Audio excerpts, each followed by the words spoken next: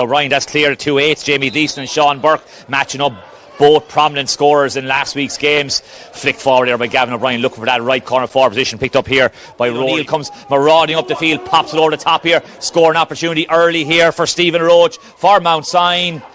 And it's over the bar. Good score, and the opening blood goes to Mount Sion. Well worked there, Brian. We saw him, Brian, a couple of moments ago from nearly this exact same position behind our little talk before the game, and he drilled it straight between the posts, and he got the practice shot in. Now he's got the real deal done. And not O'Neill looking for a run off the shoulder. It's Ethan Flynn, wasn't seen by Furlong, and Furlong just steadies the ship and shoots it over the bar.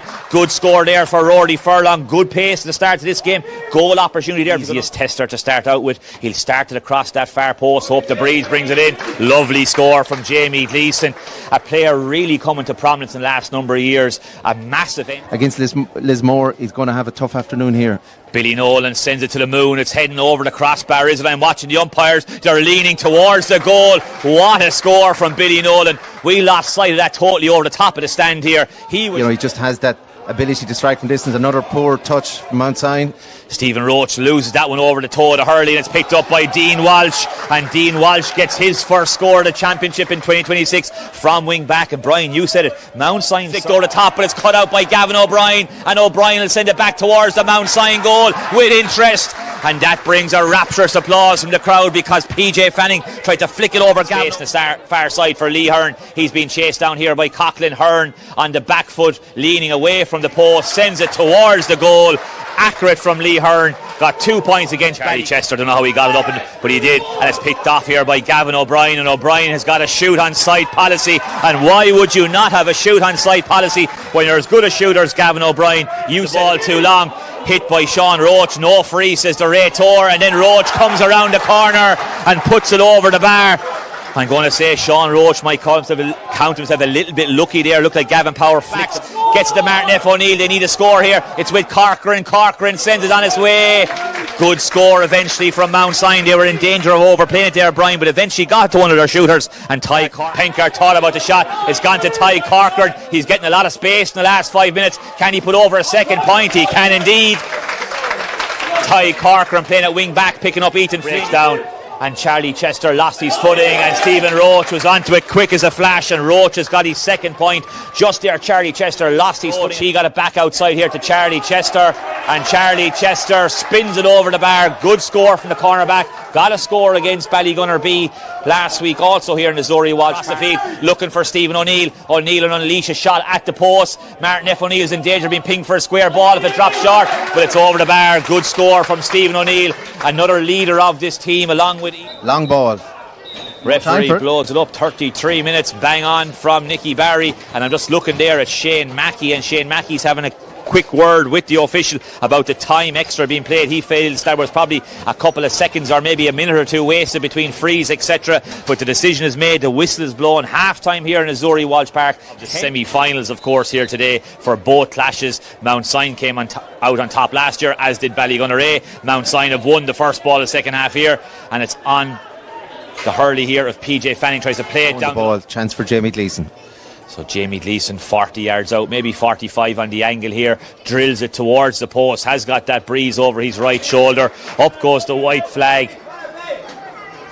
Second point I make it for Jamie. Gathered has a runner off the shoulder in the form of Sean Burke, takes it on up the middle, goes past Stephen Roach, shoots it towards the post. That's an important score there, Brian. An early puck out over his marker at that end of the field. And here is Gavin O'Brien with this important free. A little nod from the umpire, and it's over the bar. I think that's 5 now for Gavin O'Brien out of Roanmore. Pass out to John Kendi. Kendi has to play it back to field. It's Bradley Penkart. He'll send it towards the post, and that's a good score from Bradley Penkart, the youngster. The numerical disadvantage. They really need to be accurate with their deliveries. And Gavin O'Brien duly obliges and knocks it over the bar. 13-8 now I make it here in Azuri Walsh Park. Championship is delivered to the forwards from the goalkeeper in that situation. Lovely ball from Furlong over to Owen Burke. And the youngster, you picked him out last week prior to the game against Ballygunner B as 1-1. Throw, say the Mount Sion subs, but no, says the Raytor. And Billy Nolan picked out Sean Burke. He had 5 points against Ballygunner B last week. Was yet to open his account, but now he has it. Direction to the far side, loose ball picked up here by Ty Corcoran. Corcoran, while all around him are off target, he's got 3 points. Brilliant shooting from Ty Corcoran. So 15-9 currently, but after this free, I would expect it to be 16-9. And Gavin O'Brien gets his 7th score of the game. 5 frees, 165 and 1 from play. You fancy, Jamie, this is on the right hand side, so it's a good side for a right-sided free taker. You just see the breeze coming over his right shoulder here. 45 yards out, strikes it towards the posts.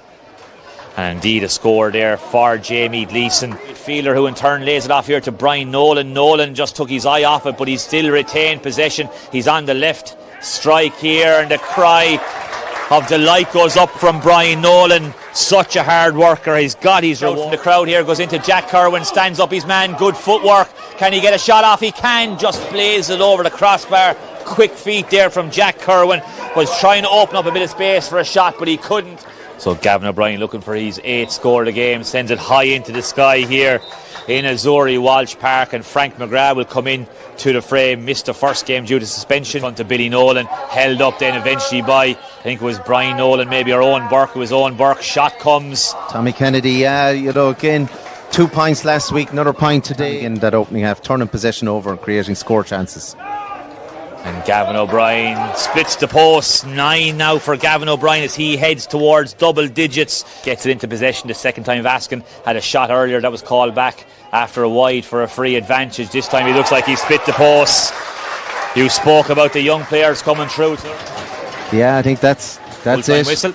2012 Roanmore have won 8 points. It was a 5-point gap at half time here in Azuri Walsh Park, but Roanmore stretched their lead to 8 points at the end, deserving winners. We'll go pitch side in a couple of moments time. We hope to catch up with the Roanmore backroom